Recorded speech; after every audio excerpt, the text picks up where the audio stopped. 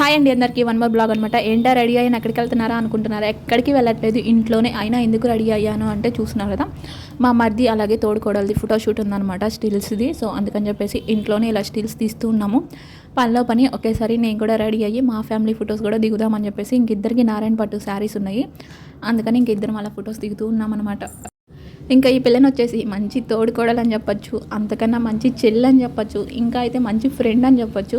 అంత బాగా కలిసిపోయిద్ది, ప్రతి విషయంలో మంచిగా షేర్ చేసుకుంటూ కలిసిపోయి ఇద్దరం హ్యాపీగా పనులు చేసుకుంటూ ఉంటాం. నాకైతే వీళ్ళు ఎక్కడ ఉన్నారు కానీ మా ఇంట్లోనే ఉంటాయి, ఇలా అందరం కలిసి ఉంటే ఎంత బాగుండా అనిపిస్తుంది.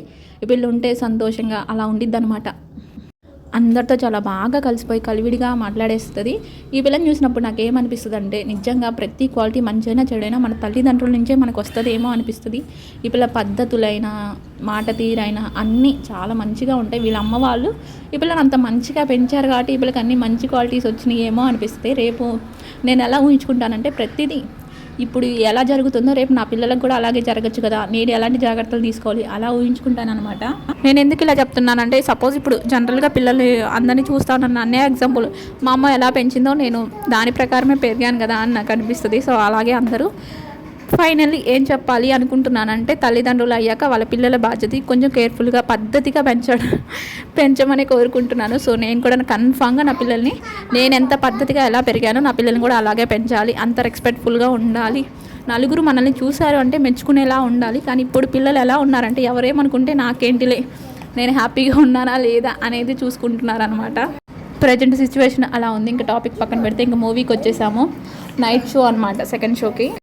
ఇక ఏం సినిమా అంటే, నిజంగా ఎంత బాగుందో. ఫస్ట్ కొంచెం అర్థం కానట్టు అలా ఉండిద్ది, ఒక కళలో చెప్తున్నట్టుగా. కానీ క్లైమాక్స్ చూస్తే ఎంత బాగుంటుందో, మొత్తం కర్మ గురించి.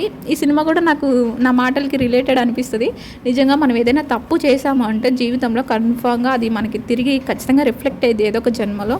ఇలాంటి నేను కొంచెం ఎక్కువ నమ్ముతాను అనమాట. ఇంక ఈ సినిమా చూసాక ఇంకా కన్ఫర్మ్ అయిపోయింది, నిజమే కదా, మనం ఏ తప్పులు చేయకూడదు.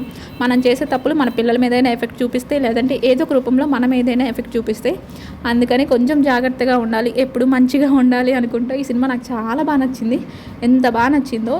ఈ టైంలో 3 సినిమాలు వచ్చాయి కదా, ఒకటి, అమరన్ ఒకటి, లక్కీ భాస్కర్, ఈ 3 బాగున్నాయి. ఈ 3 వచ్చాయి కానీ నిజానికి 3 చాలా బాగున్నాయి. ఒకటి మంచి పోటీ ఇస్తుంది. నేనైతే ఈ సినిమా చూస్తే చాలా బాగుంది. చూడని వాళ్ళు ఉంటే తప్పకుండా చూడండి. ఇంకా మా పాప నిజంగా అస్సలు ఏడవదు. సెకండ్ షో అయినా సరే అస్సలు ఏడవలేదు. అక్కడ మెయిన్ ఇబ్బంది ఏంటంటే, ఫుల్ ఏసీ వేశారు. నిజంగా చలికాలం ఎంత చలి పుడుతుందో ప్రతి ఒక్కరికి, పెద్దోళ్ళతో సహా. ఆయన ఫుల్గా ఏసీ వేశారు. మూవీ మాత్రం చాలా బాగుంది, తప్పకుండా చూడండి. వీడియో నచ్చితే లైక్ చేయండి.